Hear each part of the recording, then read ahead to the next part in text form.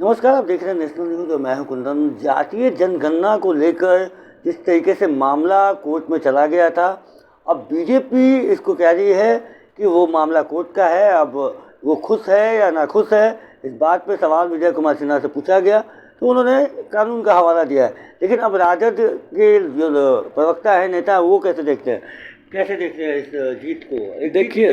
देखिए सबसे बड़ी बात यह है कि हम लोग जो कमेरे वर्ग हैं, जो गरीब हैं, जो शोषित है, जो वंचित है, जिनकी हकमारी हो रही थी और जिनको कोई नहीं पूछ रहा था, उनके प्रति सरकार की सोच थी कि उनका वैज्ञानिक तरीके से सारे डेटा इकट्ठे कर लिए जाए। उसके बाद हम जो योजना आकार तैयार करेंगे, विकास के मामले को तय करेंगे, उसमें इन वर्गों का समावेश कैसे हो, उस दृष्टिगत ये गणना कराई जा रही थी, सर्वे था। लेकिन अफसोस की बात है कि केंद्र सरकार ने इस तरह की कार्रवाई नहीं की।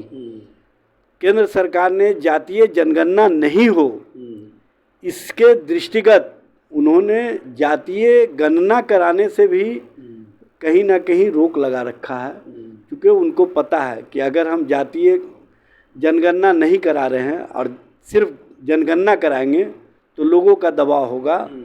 जो कमेरे वर्ग हैं, जो झोपड़ियों में रहने वाले लोग हैं, जो पिछड़ा हाथी पिछड़ा है, उनका दबाव होगा, तो मजबूरन हमको कराना पड़ेगा। और केंद्र सरकार नहीं चाहती है कि इन वर्गों को हक और अधिकार मिले। क्या ऐसा देखा कि ये जो मामला है देखिए, कोर्ट को इस बात का एहसास हुआ कि जो बिहार सरकार कार्य कर रही है, ये जनहित और जनता के हित में है, ये गरीबों के हित में है, ये झोपड़ियों में रहने वालों के हित में है।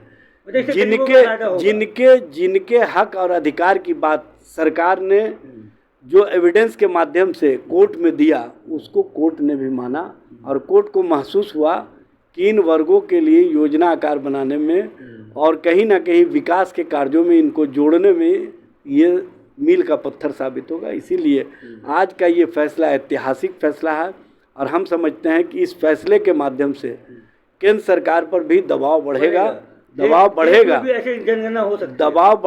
कि केंद्र सरकार अविलंब जातीय जनगणना करा करके देश के अंदर जो इन वर्गों का योजना आकार सही ढंग से तैयार नहीं हो पा रहा है, क्योंकि 1931 के जातीय जनगणना के आधार पर सारे योजना बनते हैं और सारे विकास कार्य हो रहे हैं, आरक्षण हो या किसी तरह का मामला हो। तो जब तक आप पूरा वैज्ञानिक तरीके से अद्यतन स्थिति नहीं आ जाएगा, अद्यतन रिपोर्ट नहीं आ जाएगा, तब तक आप उनके प्रति न्याय नहीं कर सकते। और न्याय के लिए जातीय जनगणना होना आवश्यक है। हम समझते हैं कि केंद्र सरकार को भी इस फैसले के बाद कहीं ना कहीं सोचने पर मजबूर होना पड़ेगा। जनता में भी एक ऐसा मैसेज है कि जातीय जनगणना से सिर्फ राजनीतिक पार्टियों को फायदा होगा, इस पर क्या कहेंगे? देखिए, जनता में सोच नहीं है, ये वही लोग विरोध कर रहे हैं जो कहीं ना कहीं नहीं चाहते हैं कि गरीबों को उसका हक मिले, गरीबों को अधिकार मिले, पिछड़ों वंचितों को उसका अधिकार मिले, अति पिछड़ों को उसका हक मिले।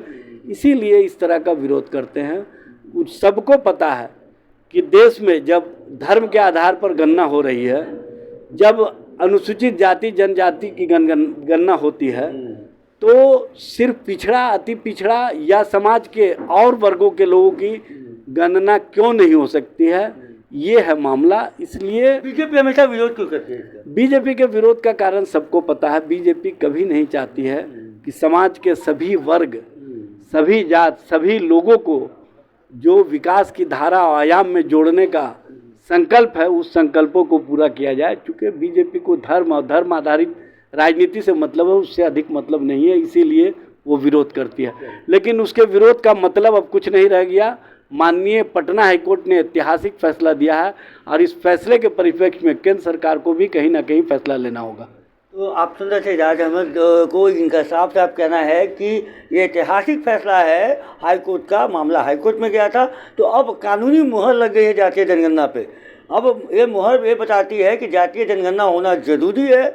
जो आखिरी पायदान पे भी लोग हैं, जो गरीब हैं, वो दबे कुचले लोग हैं, उनको फ़ायदा पहुंचाने के लिए अब कोर्ट ने भी मान लिया है और बिहार के जो पटना हाई कोर्ट है उसने मान लिया है कि अब ये मामला जो है जातीय जनगणना का होना चाहिए।